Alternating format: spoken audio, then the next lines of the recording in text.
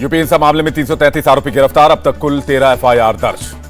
फिरोजाबाद में उपद्रवियों के पोस्टर जारी, जानकारी देने वालों को इनाम का ऐलान। 10 जून को यूपी के टांडा में हुए बवाल में शामिल 100 से ज्यादा लोगों की तस्वीर जारी की गई है। महाराष्ट्र एटीएस ने संदिग्ध आतंकी इनामुल को सहारनपुर से गिरफ्तार किया। आतंकी जुनैद का साथी इनामुल। कानपुर के सूफी खानख्वाह एसोसिएशन ने हिंसा के पीछे पाकिस्तान का हाथ बताया, गृहमंत्री के नाम ज्ञापन सौंपा। जावेद पम्प के घर बुलडोजर की कार्रवाई के बाद इलाहाबाद हाईकोर्ट में याचिका दायर की गई है। मंगलवार को मामले की सुनवाई हो सकती है। जावेद के घर पर बुलडोजर के खिलाफ जेएनयू के छात्रों ने यूपी सदन के बाहर प्रदर्शन किया। यूपी में बुलडोजर के एक्शन पर बोले ओवैसी, इलाहाबाद हाईकोर्ट के चीफ जस्टिस बन गए सीएम योगी। नूपुर शर्मा के विवादित बयान को लेकर प्रदर्शन पर बोले नीतीश कुमार, बिहार में नहीं हुई हिंसा। नीतीश कुमार ने कहा, जब बीजेपी ने एक्शन ले लिया है तो हंगामे की जरूरत नहीं थी। बासीपुर गैंग नाम के व्हाट्सएप ग्रुप के जरिए रांची में भीड़ जुटाई गई थी। एडमिन को ढूंढ रही है पुलिस। रांची हिंसा मामले में अब तक एक शख्स गिरफ्तार हुआ है, 16 को हिरासत में लिया गया है। रांची में हुई हिंसा के बाद आपदा प्रबंधन के सचिव अमिताभ कौशल के नेतृत्व में जांच टीम बनाई गई है। झारखंड के राज्यपाल ने पुलिस अधिकारियों को तलब किया, रांची हिंसा में कार्रवाई का अपडेट लिया। बंगाल के नादिया के एक रेलवे स्टेशन पर उपद्रवियों ने लोकल ट्रेन पर हमला कर दिया। बंगाल में शुक्रवार को हुई हिंसा मामले में अब तक 200 लोग गिरफ्तार हुए, 42 केस दर्ज किए गए। अबू आजमी ने महाराष्ट्र के सीएम उद्धव ठाकरे से अपील की, नंदुरबार हिंसा मामले में बेगुनाहों पर हो रहे जुल्म को रोकें। अखिल भारत हिंदू महासभा के चीफ ने चीफ जस्टिस को खत लिखा, दारुल उलूम को दंगा कराने और आतंक फैलाने का ट्रेनिंग सेंटर बताया है। नूपुर शर्मा के विवादित बयान को बांग्लादेश के मंत्री हसन महमूद ने आंतरिक मामला बताया है। नूपुर शर्मा के विवादित बयान पर चीन ने कहा, सभी धर्मों को एक साथ मिलकर रहना चाहिए। नेशनल हेराल्ड केस में ईडी से राहुल का सामना, फर्स्ट राउंड में 3 घंटे की पूछताछ, सेकंड राउंड में भी सवाल जवाब। दिल्ली समेत देश भर के कई हिस्सों में कांग्रेस का प्रदर्शन, राहुल गांधी को ईडी की पूछताछ के लिए बुलाए जाने पर नाराजगी। दिल्ली के तिगलक रोड थाने में हिरासत में ले गए कांग्रेसी कार्यकर्ताओं से मिली प्रियंका गांधी वाड्रा। कांग्रेस नेता अधीर रंजन चौधरी ने कहा, दिल्ली पुलिस ने गलत बर्ताव किया है। राहुल की पेशी पर बोले रणदीप सुरजेवाला, गोडसे के वंशज हमें डराने चले हैं। सुरजेवाला ने कहा, अंग्रेज हमें दबा नहीं पाए तो ये सरकार हमारी आवाज क्या दबा पाएगी। मल्लिकार्जुन खड़गे ने कहा, मोदी सरकार के आगे कांग्रेस नहीं झुकेगी। दिल्ली में कांग्रेस के प्रदर्शन पर बोले, स्पेशल सीपी सिर्फ 100 लोगों के साथ प्रदर्शन की इजाजत थी। मुंबई पुलिस ने 250 से अधिक कांग्रेस कार्यकर्ताओं को हिरासत में लिया, ईडी ऑफिस तक मार्च निकाला था। अहमदाबाद में भी कार्यकर्ताओं को पुलिस हिरासत में लिया गया है। राहुल की पेशी पर बेंगलुरु में भी विरोध प्रदर्शन, कांग्रेस कार्यकर्ताओं ने पोस्टर और बैनर के साथ नारेबाजी की। कांग्रेस ने मोदी सरकार की तुलना तानाशाह से की, कहा जो भी हथकंडे अपना लो, लड़ाई सच को जिताने की है। राजस्थान के सीएम अशोक गहलोत का बयान, कांग्रेस से घबरा गई है बीजेपी। सचिन पायलट ने कहा, कांग्रेस के पास छिपाने के लिए कुछ भी नहीं है, दूसरी विचारधारा को दबाने का काम हो रहा है। दिग्विजय सिंह बोले, कांग्रेस से डर गए हैं पीएम मोदी और बीजेपी, इसलिए केंद्रीय एजेंसियों को आगे कर दिया है।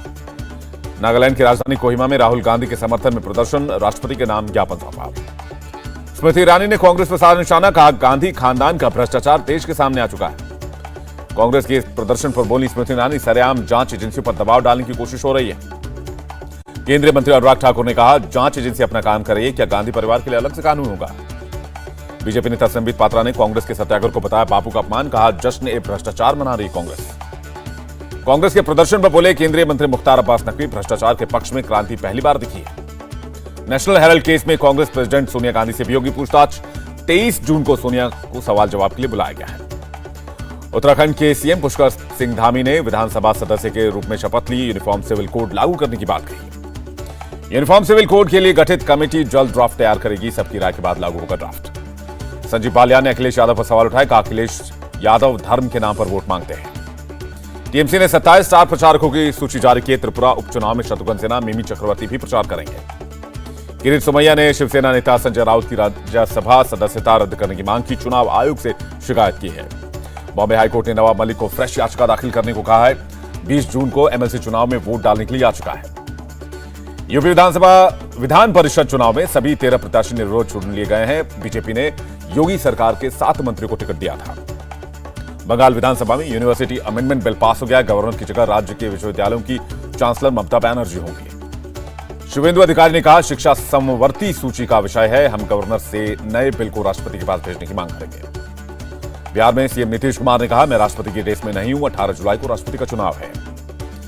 तमिलनाडु बीजेपी चीफ ने पुलिस को डीएमके का पपेट बताया, कहा स्टालिन सरकार का पुलिस की कार्रवाई में दखल है। मंगलवार को महाराष्ट्र के दौरे पर जाएंगे पीएम मोदी। पुणे में जगत गुरु श्री संत तुकाराम मंदिर का उद्घाटन करेंगे। रक्षा मंत्री राजनाथ सिंह ने नागरिक सैन्य प्रशिक्षण कार्यक्रम का उद्घाटन किया। कहा, नागरिक और सेना के बीच समन्वय बहुत जरूरी है। एमपी के सीएम शिवराज सिंह चौहान ने गृह मंत्री अमित शाह से मुलाकात की। प्रदेश की नई सहकारिता नीति का ड्राफ्ट सौंपा। सीएम शिवराज सिंह चौहान ने गृह मंत्री से नक्सल प्रभावित 3 जिलों की समस्याओं पर बातचीत की है। भारत को 5-6 साल में मिलेगा पहला हाइपरसोनिक मिसाइल, ब्रह्मोस एयरोस्पेस के सीईओ ने जानकारी दी है। यूपी के फुर्सतगंज में ट्रेनी एयरक्राफ्ट की इमरजेंसी लैंडिंग कराई गई। डीजीसीए ने जांच के आदेश दे दिए हैं। साल 2022 में अब तक कुल 100 आतंकवादी मारे गए हैं। जम्मू कश्मीर के आईजीपी ने लिस्ट जारी कर दी है। सबसे ज्यादा लश्कर के 63 आतंकी ढेर हुए हैं। पीओके में आतंकियों की 3 बड़ी बैठकें हुई हैं। दिल्ली के बाजारों को बनाया जाएगा अत्याधुनिक। सीएम केजरीवाल ने कहा, पहले फेज में 5 मार्केट को चुना गया है। मानसून से पहले हरकत में आई दिल्ली नगर निगम। वाटर लॉगिंग से निपटने के लिए 6 कंट्रोल रूम बनाए गए हैं। दार्जिलिंग और कलिम्पोंग जिलों के स्कूल को छोड़कर बंगाल सरकार ने सभी स्कूलों में 26 जून तक गर्मी छुट्टी बढ़ा दी है। पंजाब के सीएम भगवंत मान ने किसानों को दिया भरोसा, धान सीजन के दौरान पर्याप्त बिजली देंगे। मनी लॉन्ड्रिंग मामले में राउज एवेन्यू कोर्ट से सत्येंद्र जैन को झटका। 14 दिन की न्यायिक हिरासत में सत्येंद्र जैन की जमानत अर्जी पर मंगलवार को सुनवाई। ईडी ने जवाब दाखिल करने के लिए कोर्ट ने मांगा है वक्त। वहीं सीएम के इस्तीफे की मांग को लेकर कांग्रेस कार्यकर्ताओं का केरल की कुन्नूर में प्रदर्शन। केंद्रीय मंत्री राजीव चंद्रशेखर ने सीएम विजयन से पूछा, मामले में सीएम चुप क्यों है। स्वप्ना सुरेश ने एफआईआर रद्द करने के लिए केरल हाईकोर्ट का रुख किया। याचिका में कहा, मुझे मामले में फंसाया गया।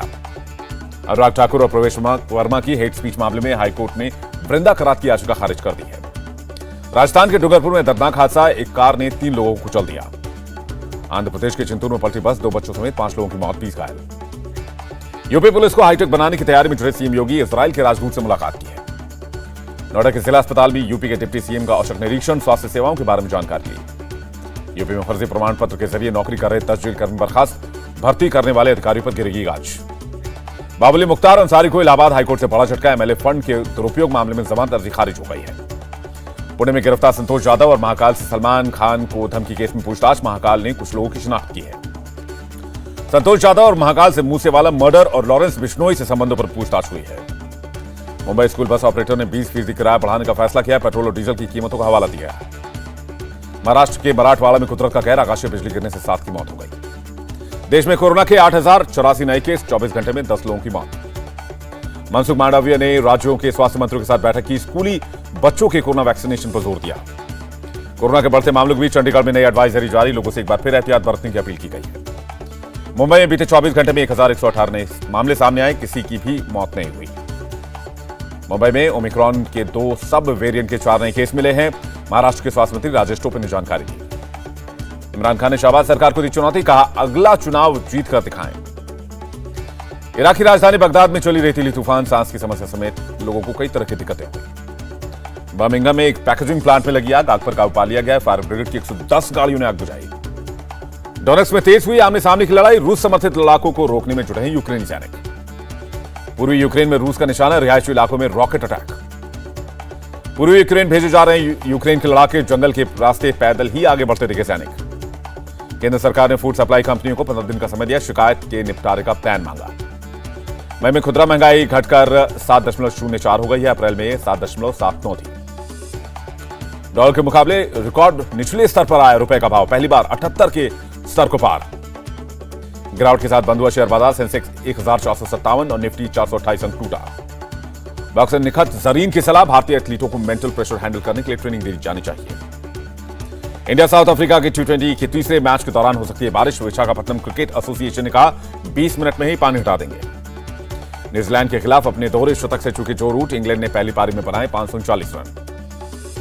क्राइम थ्रिलर फिल्म सेक्टर 36 की शूटिंग शुरू, विक्रांत मैसी और दीपक डोबरियाल मुख्य भूमिका में नजर आएंगे। इंडिया टीवी हर वक्त हर जगह डाउनलोड करने के लिए सर्च करें India TV news Google play store या ऐप स्टोर पर।